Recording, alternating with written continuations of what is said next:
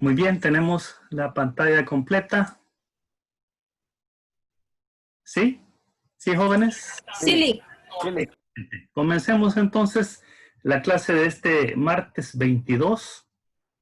Y la temática es, vamos a completar el tema de la búsqueda de ideas sobre posibles soluciones.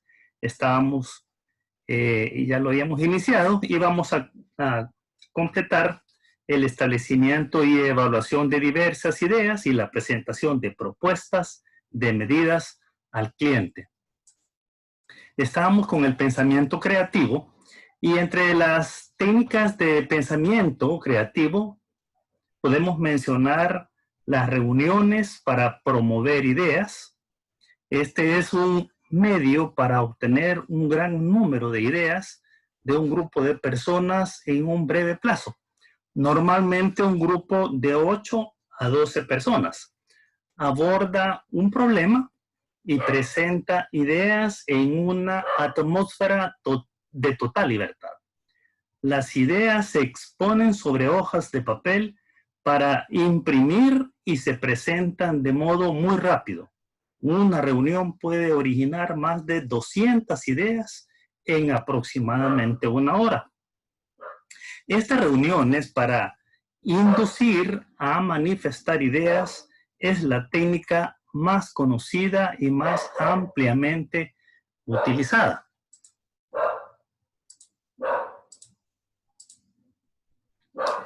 La principal desventaja en el hecho de que todas las ideas, están ingresando ahorita estudiantes. Bien. Buenas noches. Buenas noches. Estamos diciendo entonces que la principal desventaja reside en el hecho de que todas las ideas se evalúan. Muchas de ellas son, se podría decir que un tanto irrelevantes, no muy importantes, y tienen que descartarse para llegar a unas pocas ideas que sean verdaderamente buenas. Por otro lado, esta expresión a menudo se utiliza erróneamente para describir cualquier discusión sobre un problema existente. Y luego tenemos la cinética. Esta es una técnica muy parecida a las reuniones para promover ideas. Un grupo de unas 9 personas aborda un problema. El cliente, a quien le interesa el problema, lo explica y los participantes hacen una sugerencia para resolverlo. Tras unos pocos minutos, el cliente analiza la sugerencia y dice lo que no le gusta de ella antes de hablar de sus defectos. Luego se formulan otras sugerencias y se analizan hasta que se hallan posibles soluciones. Otra técnica es la enumeración de propiedades. En esta técnica se enumeran las principales propiedades de la idea u objeto y se examina cada una de ellas para ver cómo se puede modificar. Normalmente se utiliza sobre cosas tangibles más que intangibles. Es decir, que después de enumerar las características de la idea u objeto, se procede a estudiar, analizar y se sugieren cambios. Luego tenemos relaciones forzadas, otra técnica. Esta aborda objetos o ideas y formula la pregunta de cuántas formas se podrían combinar para obtener un nuevo objeto o idea. Es decir, que se analizan los productos que ya se procesan, que ya se fabrican, y se observa si 2 o más se podrían combinar para obtener uno de otro tipo. Esa es esa técnica. Luego tenemos otra que se conoce como análisis morfológico. Esta técnica anota todas las variables en una matriz y trata de combinarlas de nuevas formas. Aunque la matriz no es posible que no dé todas las posibilidades diversas de todas las combinaciones de las variables que puedan ser enumeradas, provee un número considerable de formas, muchas de las cuales existen. Entonces, muchas variantes se descartan, pero algunas se considerarán y pueden sugerir soluciones nuevas y prácticas útiles y que puedan ser de utilidad. Tenemos otra que se llama el pensamiento lateral y se le agrega PO. Entonces se denomina pensamiento lateral y PO. Si un problema se aborda de forma analítica, es necesario reflexionar cada vez más a fondo y con mayor detalle. Este es el pensamiento vertical. El pensamiento creativo incorpora el examen de todas las opciones, incluidas las que parecen quedar fuera de la zona del problema que se está analizando. Es decir, es el pensamiento lateral. El autor de esta técnica, este señor se llama Edward de Bono, y él recomienda el aplazamiento, es decir, detener el juicio de valor colocando delante de una idea las letras PO, que quiere decir dar a la idea una oportunidad para no liquidarla demasiado rápido, ya que puede conducir a ideas útiles. En eso consiste esa técnica. Otra es la técnica de las listas de verificación. Se pueden utilizar como indicadores de ideas. Las listas pueden ser específicas de un sector o pueden ser generales. La lista de verificación generalizada, el autor es el señor A.F. Osborne, es bien conocida. Los principales encabezamientos son dedicar a otros usos, adaptar, modificar, reducir al mínimo, sustituir, reordenar, invertir, combinar. Es decir, entonces las listas de verificación se han de utilizar con cuidado, ya que pueden cohibir a la creatividad y entonces limitar las esferas de investigación. Esta es una de las desventajas que podría decirse tiene esa técnica. Hay otra que se denomina los 6 sombreros pensantes. Este método propone la utilización de diferentes procedimientos de reflexión con respecto a diferentes finalidades. Cada sombrero tiene un color distinto y se utiliza con un símbolo de una forma determinada de pensamiento. Por ejemplo, el blanco para evaluar la información disponible y necesaria. Rojo para los pensamientos y emociones acerca del problema. Amarillo para buscar las ganancias y ventajas. Y el negro para las trabas, críticas y riesgos. El verde para la creatividad, nuevas ideas y posibilidades. Y el color azul para agrupar todo el proceso de reflexión y ordenarlo. Esos son los 6 sombreros pensantes. A los participantes en sesiones de pensamiento creativo se les pide que se pongan los sombreros. Tenemos otra técnica que se llama pensamiento de ruptura. Este método proporciona 7 principios de solución creativa de un problema. No sigue una estructura constante de investigación, pero propone una línea general de razonamiento. Se debe buscar de forma permanente una posibilidad de avance. Se debe buscar una forma permanente de una posibilidad de avance decisivo o de ruptura para aumentar la probabilidad de que se produzca alguno de los 3 tipos de avance excepcional. Aquí tenemos los 3 tipos. Una idea brillantemente creativa. 2. Una solución que produce resultados considerablemente mejores. O 3. Hacer fructificar la idea, la buena idea, para que se ponga realmente en práctica. un sistema o solución excepcional. En resumen, sea cual sea la técnica que se utilice, se pueden aplicar las 4 directrices siguientes. 4 que hay que considerarlas y tenerlas siempre en mente. 1. Suspensión del juicio de valor. ¿Qué quiere decir? Que se suprime toda crítica prematura de cualquier idea. 2. Ideas totalmente libres. Cuanto más extravagantes las ideas, mejores van a ser los resultados. 3. Cantidad. Cuantas más ideas, mejor. Y número 4. Fertilización cruzada. Se pueden combinar y mejorar las ideas de otros.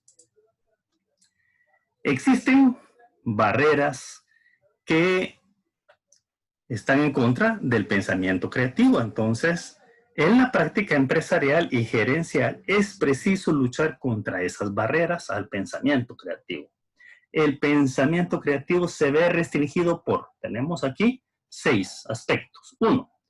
Barreras autoimpuestas. Las mismas personas se lo ponen. No, esa idea no es buena. No, esa idea no va con el problema. Entonces, hay barreras autoimpuestas. La creencia de que siempre existe una respuesta correcta. Entonces, esa es otra barrera, ¿verdad? Entonces, eso puede cohibir que las personas participen. La conformidad o la contestación esperada. A lo mejor ni siquiera estoy por emitir la idea y ya estoy dándome una contestación negativa. La falta de esfuerzo y valentía para poner en tela de juicio lo evidente. Hay que tener valor. Y decir las cosas que puedan ser evidentes y que puedan revelar una solución al problema. Una evaluación demasiado rápida, o sea, no poner un límite de tiempo corto. El temor de pasar por una persona, falta de equilibrio mental. Y entonces alguien podría estar pensando, me van a tildar de que estoy trastornado, ¿verdad? Por las ideas que estoy emitiendo. Ese es un temor. Y eso entonces se considera como una limitante, como una barrera al pensamiento creativo.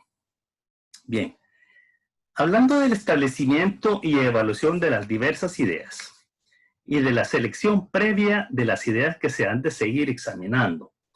En la búsqueda de ideas innovadoras, todo juicio de valor, ya lo dijimos, se debe de aplazar, se debe evitar, se debe detener, para evitar el bloqueo del proceso del pensamiento creativo que es importante para la búsqueda de las soluciones. Sin embargo, llega un momento en que es preciso clasificar las nuevas ideas, revisarlas, examinarlas y evaluarlas. Evaluarlas, por ejemplo, si es muy interesante, si es muy superficial, si no es útil o si no es muy clara. Es decir, importante es establecer los criterios de evaluación. ¿En razón a qué? Resultaría imposible analizar un gran número de ideas que se han generado. Y entonces se hace una selección previa. Por ejemplo, solo se deben retener las ideas muy interesantes de los criterios que definimos para evaluarlas. Entonces decimos, ok, vamos a aceptar solamente las que están clasificadas como muy interesantes. ¿Cuántas ideas se deben retener en la lista de las seleccionadas? ¿Y qué criterios se han de utilizar para clasificar las ideas? Es una cuestión básicamente de criterio. Y eso así es. La selección se debe efectuar en estrecha colaboración con el cliente. Siempre. Si el cliente decide que varias ideas pueden conducir a soluciones aceptables, debe también darse cuenta de que, al mismo tiempo que el trabajo paralelo en relación con diversas soluciones, puede aumentar las posibilidades de llegar a una solución ideal. La extensión y el costo de la tarea es muy probable que aumenten también. Si en la selección preliminar de ideas se ha retenido más de una, el diseño detallado La elaboración de sistemas y el trabajo de planificación deben, en teoría, iniciarse con respecto a todas las ideas seleccionadas. En la práctica, se requiere una actitud práctica, pragmática, dado que el cliente y el consultor pueden estar faltos de recursos para trabajar sobre diversas posibilidades de forma simultánea. Y el diseño y la planificación detallados de varias soluciones pueden ser posiblemente ineficaces si solo se va a retener una. Entonces, un enfoque gradual puede ayudar. El trabajo puede comenzar sobre 2 o 3 ideas, pero realizarse solo hasta el nivel del preproyecto o del plan esquemático. Esto va a posibilitar la recopilación de más datos prácticos, más datos posibles, con inclusión de cifras provisionales sobre posibles costos y beneficios. Otra posibilidad consiste en comenzar a elaborar la idea que ha recibido la más alta clasificación preliminar. Esta idea se puede seguir analizando mientras los hechos muestren que aportaría una solución satisfactoria. Se abandonaría y el trabajo sobre una segunda idea se iniciaría solo si la evaluación revela que la línea de acción adoptada era incorrecta o que el análisis de costo-beneficio no muestra resultados satisfactorios. Es decir, que los beneficios siempre deben ser superiores al costo. A eso se refiere análisis costo-beneficio y esta técnica siempre se debe aplicar a cada una de las propuestas que se están identificando. Y es ahí en donde a lo mejor se puede entonces hacer a un lado y optar por la segunda idea. La solución ideal puede estar entonces al alcance del consultor y del cliente, pero el tiempo o el costo requeridos quizás resulten muy elevados y eso muy probablemente ocurre. La evaluación de alternativas no es una actividad única que se ha de emprender de forma exclusiva en un momento concreto de la tarea. Cuando se reúnen y analizan datos, se efectúa considerando la actividad siguiente de evaluación. Al comienzo de su trabajo, el consultor presta gran atención a la definición del periodo de referencia durante el cual se van a reunir y utilizar los datos para comparar nuevas soluciones con las soluciones existentes. Cuando se ha iniciado la planificación de la acción, se puede efectuar una evaluación preliminar en varias etapas para eliminar ideas y reducir el número de opciones con las que el consultor y el cliente comenzarán a realizar un trabajo más detallado. Hace falta entonces una evaluación global cuando el cliente opta finalmente por una idea en particular.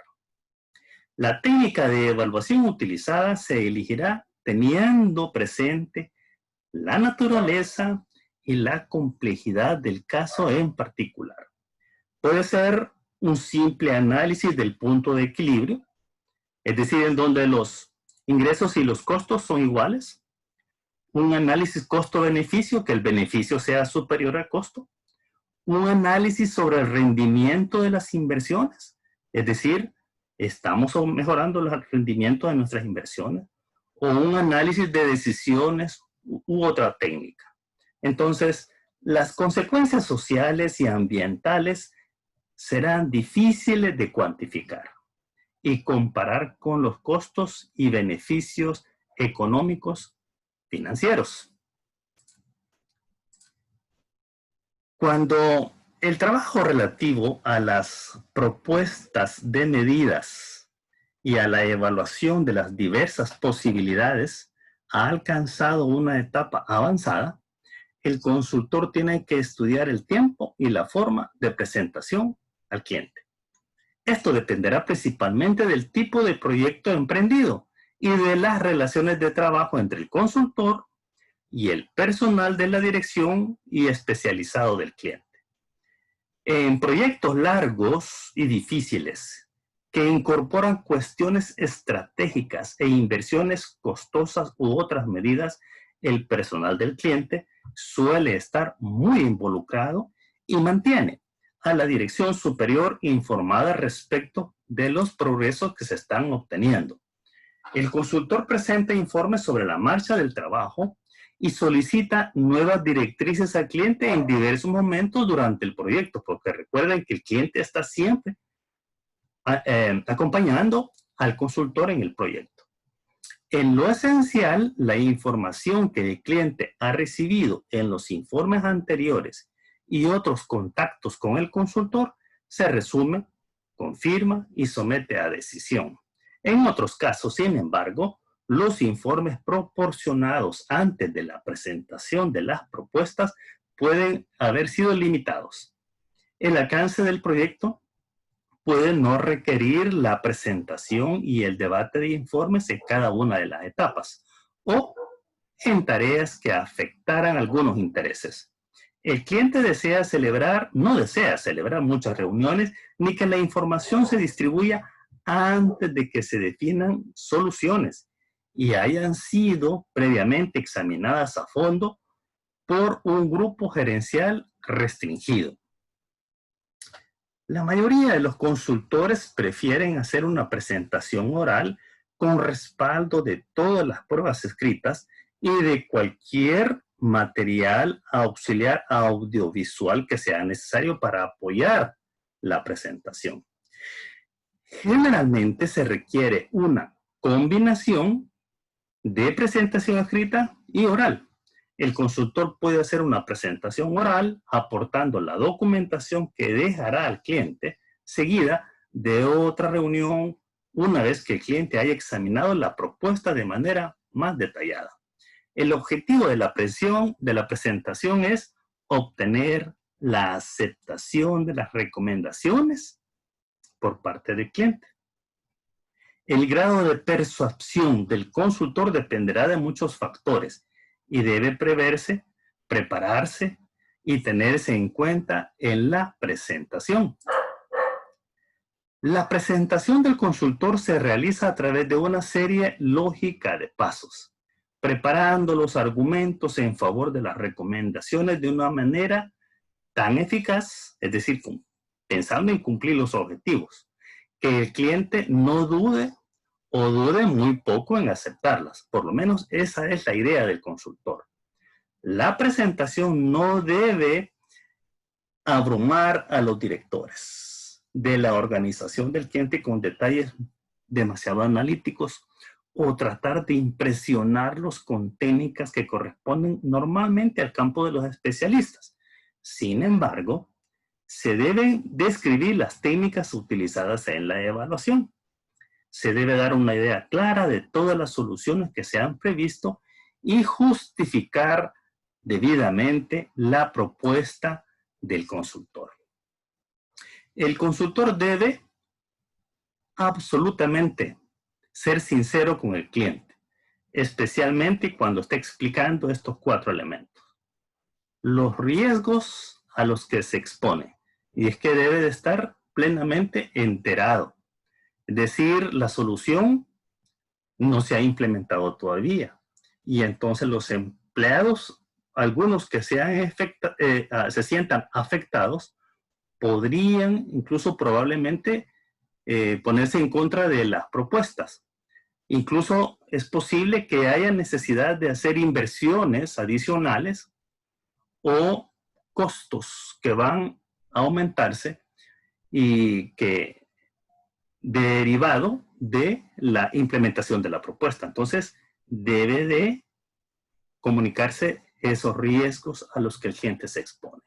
Otro elemento, las condiciones que el cliente debe crear y mantener. Se necesita una gran disciplina en el registro de los datos utilizados, los datos básicos. Puede que haya que transferir a algunos miembros de la dirección superior, por ejemplo. Otro elemento son las tareas que no se pueden completar. Es posible que se necesiten hacer una búsqueda de asociados potenciales y que se necesite extender. Es probable. Y entonces, por ejemplo, algunos criterios de evaluación que no se han considerado por falta de tiempo. Hay que decirlo, ¿verdad? Si faltó algún análisis adicional y que no está completado, hay que decirlo. Y también respecto a las perspectivas, es decir, la solución propuesta debe decirse cuál es el horizonte que se espera. Importante es si esas perspectivas están relacionadas con, por ejemplo, protección ambiental, entonces también hay que decirlo, ¿verdad? A eso se refiere cuando el consultor presente su informe, haga la presentación, debe considerar estos aspectos para que el cliente quede debidamente enterado. En las propuestas de medidas presentadas a los clientes suele faltar un elemento, es decir, un plan realista y factible de aplicación de las propuestas. Realista y factible, es decir, práctico. El cliente recibe una descripción del nuevo proyecto o plan. Sin embargo, puede haber un largo camino por recorrer para llegar a la situación deseada. Acuérdense que tenemos una situación actual y lo que buscamos es una situación deseada a través de un plan de acción para solucionar los problemas. Y quizá existan diversas vías diferentes. Además, la planificación de etapas y actividades para poner en práctica el nuevo plan puede revelar otros problemas, permitiendo que la propuesta se mejore aún más antes de que se presente al cliente la versión definitiva. En la propuesta de medidas se muestra no solo lo que se ha de realizar, sino también cómo realizarlo. En cualquier caso, en la propuesta se debe incluir un plan de aplicación y justamente el plan de aplicación es la cuarta etapa. Es el cliente y no el consultor quien debe decidir qué solución se elegirá y aplicará. Eso es así. Por ningún concepto debe el cliente pensar que el consultor ha hecho su propia elección y que él debe seguirla para no desbaratar todo el plan. Un cliente que piensa que se le ha impuesto una solución no será muy activo durante la fase de aplicación y aprovechará la primera oportunidad para criticar, para censurar al consultor si las cosas no están saliendo como se espera. Entonces, la decisión del cliente con respecto a la propuesta del consultor está sujeta a las mismas influencias que cualquier otra decisión de gestión. Por eso es importante que la decisión sea tomada por el cliente, como una gestión normal. Es esencial que el consultor sea consciente de las preferencias personales del cliente y de los factores culturales y de otra índole que puedan influir en la adopción de decisiones en la organización del cliente. Este conocimiento lo ayuda a abstenerse de presentar propuestas que no serán aceptadas y a reconocer que la consultoría es mucho más que la presentación de soluciones técnicamente ideales. Incorpora una paciente persuasión y explicación al cliente y su personal, con el fin de que acepten medidas que sean racionales, como sus opciones personales favoritas. La decisión adoptada respecto de las propuestas del consultor puede ser el punto final de una tarea si dichas propuestas son aceptadas para su puesta en práctica inmediata o posterior y el cliente desea realizar este trabajo personalmente. Será entonces una introducción a la etapa siguiente del proyecto, si el cliente prefiere que el consultor contribuya a la aplicación. Es decir, pudiera ser que el trabajo del consultor llegue hasta allí o continúe para aplicar la solución. Bueno, para apoyar al cliente en la implementación de la solución.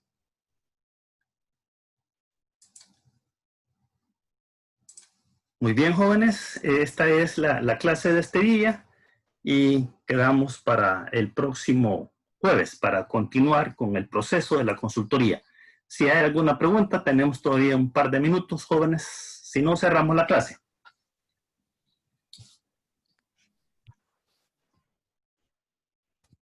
Así está perfecto, Lick. Muchas gracias. Todo bien, Lick, muchas gracias. Descansen todos y les quedan con la evaluación. Buenas noches.